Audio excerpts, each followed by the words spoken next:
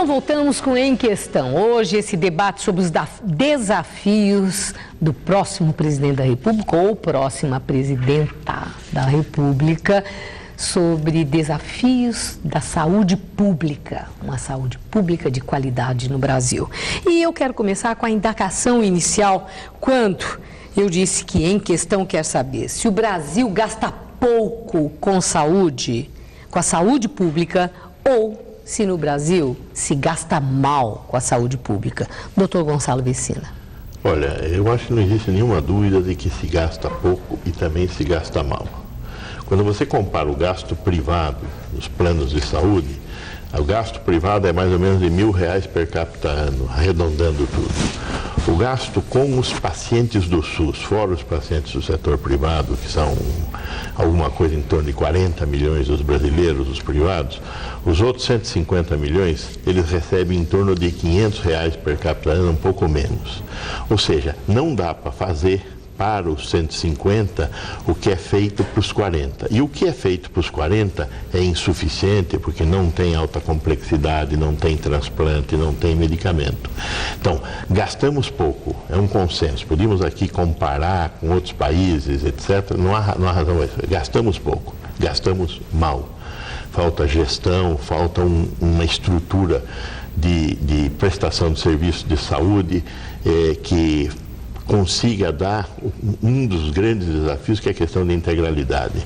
Proteger a população, promover a saúde da população, também fazer o atendimento, fazer a recuperação. Então, há um desafio que nós temos que enfrentar no campo do arranjo organizacional da saúde, e há um desafio também na questão da gestão, mas isso a gente vai poder Nós vamos discutir. desenvolver. Sobre essa questão do investimento público de governo à saúde, eu vi referências que no Brasil se gasta em média 3,6% do PIB na saúde, que é este o investimento que é visto em comparação a outros países da própria América Latina e países desenvolvidos como muito pouco. O que é isso? Com a carga tributária que o Brasil tem, é uma questão cultural?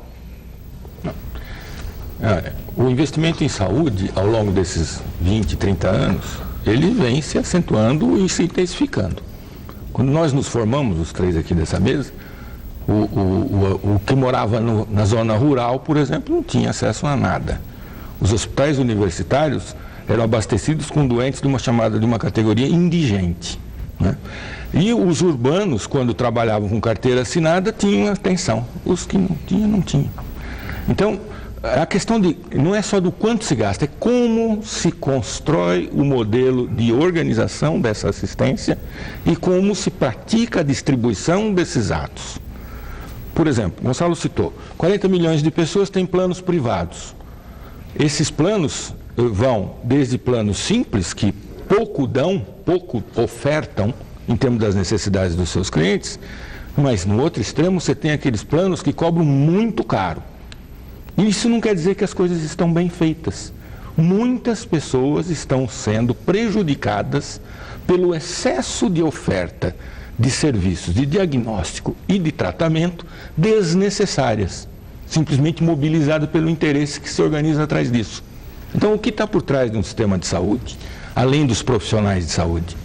A indústria farmacêutica, a indústria de tecnologias, a transformação ou da interpretação do que era uma síndrome clínica, uma doença clínica, que passa a ser substituída por um número encontrado num exame de laboratório. E transforma esse número num número cabalístico, por exemplo, colesterol X ou Y, e num congresso médico decide-se que aquele número não é mais aquele, é 20 pontos abaixo daquele, e do lado tem a indústria produzindo o que é necessário, supostamente, para baixar de um número para outro número. E isso gera um valor na Bolsa de Valores, e isto gera um conjunto de procedimentos, e isso gera um aumento do custo do plano privado. Bom, o senhor está dizendo que a saúde pode ser um negócio rentável, e isso traz uma distorção de olhar, é isso que o senhor está falando exatamente? Eu acho que tem um conflito permanente de interesses dentro da sociedade. E vale para a saúde pública também? Esse mesmo olhar é o que norteia? Pra você ter uma ideia, quando eu me formei lá pelos idos de 80 em Ribeirão Preto, nós tínhamos um pronto-socorro infantil só para tratar diarreia de criança e hidratar. Tinha uma enfermaria de gastroenterologia só para fazer hidratação. Isso não existe mais. O Hospital do Servidor Público, que eu já tive a oportunidade de dirigir, tem 2 andares para ginecologia, obstetrícia e pediatria e um pronto-socorro infantil. Ele está montado na lógica de uma professora que ingressava no ano de 1970 e iria ter 5 filhos. Hoje, uma professora que entra no serviço público, ela tem a possibilidade de ter 1,84 filhos, ou seja, ela vai ter de 1 a 2 filhos. Em compensação, o pronto-socorro está abarrotado de idosos. Na verdade, nesses anos todos, desde que me formei, existe, na verdade, uma falta do governo de maneira contínua. Vários governos sucessivos, nós temos um modelo de saúde que é o SUS, que no papel é perfeito, só que o que se coloca para a população é um modelo que é praticamente impraticável. Nós temos uma gestão ineficaz, temos a política de gestão principalmente cercada de favores, modelos políticos. Então é fundamental que se coloque uma votação lá em Brasília, que é a emenda constitucional 29, onde se atribui ao governo federal, estadual e municipal uma parte dessa arrecadação que vai destinada à saúde. E isso corre-se em vários anos e não é colocado em prática. Então, isso é um grande defeito. E, em função disso, se distribui o dinheiro em troca de favores políticos, que é totalmente inadequado, incorreto e totalmente superado. É um modelo que não pode existir. Agora, então é interessante, porque, pelo que eu estou entendendo, vem aí sim uma questão de modelo que envolve uma questão cultural profundamente vinculada a um olhar político fisiológico. Veja, Maria Lídia, primeiro, não é fácil, é complexo. Né? Nós não vamos conseguir entender essa realidade complexa num estralar de dedos. Este problema da saúde pública é um problema mundial, não é um problema brasileiro. Todos nós queremos mais e não temos dinheiro para pagar tudo isso. Todos os países hoje, se pegar todos os países desenvolvidos, têm suas respectivas crises dentro do setor saúde. Não existe forma de fazer assistência à saúde para toda a população sem fila. A fila faz parte da solução. Eu tenho que estocar pacientes, tenho que criar escalas econômicas de utilização de tecnologia muito cara. Agora, a fila tem que andar e tem que ser democrática. Não pode ser furada. Nós temos uma fila muito correta hoje no Brasil, que são as filas de transplante. São corretas. Tem lei, agora, né? O problema é que faltará dinheiro e o Estado brasileiro ele está absolutamente desaparelhado para os tempos que nós vivemos. Quer dizer, as regras de funcionamento da gestão do Estado brasileiro estão na criação do DASP em 1944, o Departamento de Administração do Serviço do Pessoal, e na criação do Decreto-Lei 200, em 1967, do Roberto Campos, que estrutura a burocracia estatal. Então, para comprar é lento e demorado e eu sou ineficiente para comprar. Para contratar demora de 6 a 8 meses. A burocracia emperrando. É uma burocracia. Então, temos um problema importante de falta de recursos, todos nós já falamos disso, a regulamentação da emenda constitucional 29, etc. Temos um problema de gestão. Né? Esse problema de gestão vem sendo enfrentado, a criação das organizações sociais, a meu ver, ela é um avanço. Temos a criação de um programa de saúde da família que hoje pega 60% da população, ou seja, houveram avanços e o que existe hoje é melhor do que o que existia antes.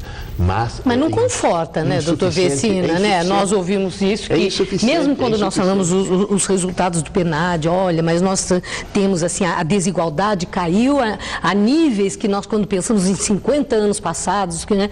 Então, o menor nível desde 50 anos, que bom! Mas tem 14 milhões de analfabetos ainda, e aí começa a mostrar ainda que a dívida existente.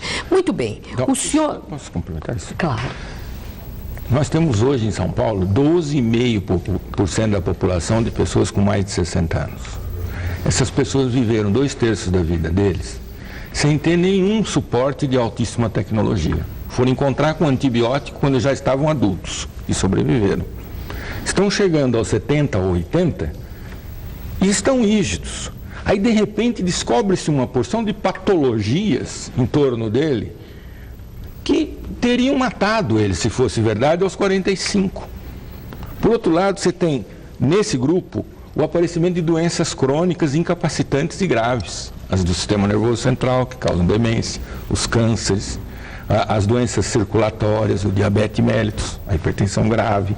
Enfim, esse conjunto de coisas, essas pessoas moram nas cidades, moram nos seus bairros. E esses bairros e cidades estão totalmente inadequados para acomodá-los enquanto cidadãos. Então, isso é transformado numa ação médica, quando ele poderia ser tratado com a atividade médica em conjunto, mas poderia ser tratado no seu ambiente de moradia de forma melhor. Tem bairro aqui em São Paulo de metade da população é idosa. E o ônibus continua tendo 80 centímetros de altura para ele subir e descer. E o preparo dos médicos para lidar não apenas com esses idosos que já estão aí, mas com essa perspectiva de envelhecimento da população que parece ser muito clara, né? Médico tem interesse em estudar, de se especializar em geriatria? Geriatria é atraente para o jovem doutor que está se formando? Ele vê aquilo como algo até muito bom para dar a ele uma condição de vida, ganhar dinheiro, como cirurgia plástica, por exemplo? O senhor quer responder? Aí eu colocaria justamente o que leva o indivíduo a ser médico. Primeiro, o que interessa é a vocação. E essa vocação vem lá da vontade de servir, vontade de prestar um serviço a alguém. Isso idealmente? Isso. E o indivíduo se torna feliz em poder auxiliar e colocar sua vida à disposição do próximo. Esse é o valor essencial do médico. Agora, quando começa a colocar que o médico precisa ter uma carreira, precisa ter um nome, precisa ser famoso e precisa ser rico, essa não é a vocação. A vocação do médico, a vocação verdadeira, é essa vontade de se doar e ficar feliz com o que ele proporciona ao seu próximo. Aí não vai nem tanto tecnologia, não vai nem tanto a especialidade. Nós temos médicos excelentes que trabalham no serviço público, serviço privado, até em seu consultório, e não é nenhum nome famoso, não é rico, mas ele tem a sua clientela, tem os seus amigos pacientes e que são muito bem vistos pela população. Essa vocação é que faz com que os médicos tenham a melhor aprovação de todas as profissões políticas e religiosas do país. É a profissão melhor avaliada. Em determinados momentos é melhor avaliada até que do bombeiro. Agora, é o médico, a figura institucional do médico, porque se a gente chegar para aquela pessoa que vai, sente dores nos pés, não consegue andar, sente agulhadas, como já me descreveram, aí finalmente, depois de não sei quanto tempo, conseguiu um especialista para pé. Aí foi pedido uma ressonância magnética marcada para dali 6 meses. Essa pessoa não consegue enxergar essa figura que o senhor descreveu institucionalmente agora. Ela fica achando que médico não serve para nada. Ela confunde o sistema da saúde pública com aquela figura institucional que está lá no atendimento, no contato direto com ela. Aí que está, vou colocar. O indivíduo, principalmente o idoso, que precisa de um serviço, ele vai lá e obtém uma guia, um papelzinho, e vai ser atendido. Depois de 6 meses, ele vai para um ambulatório, tem uma espera de 2 horas, e o médico que está lá dentro, ele tem que correr para atender. Esse paciente é atendido em 10 minutos. Aí é todo um sistema que está doente. Tá? E geralmente acaba caindo a culpa no médico. Não, mas não é a questão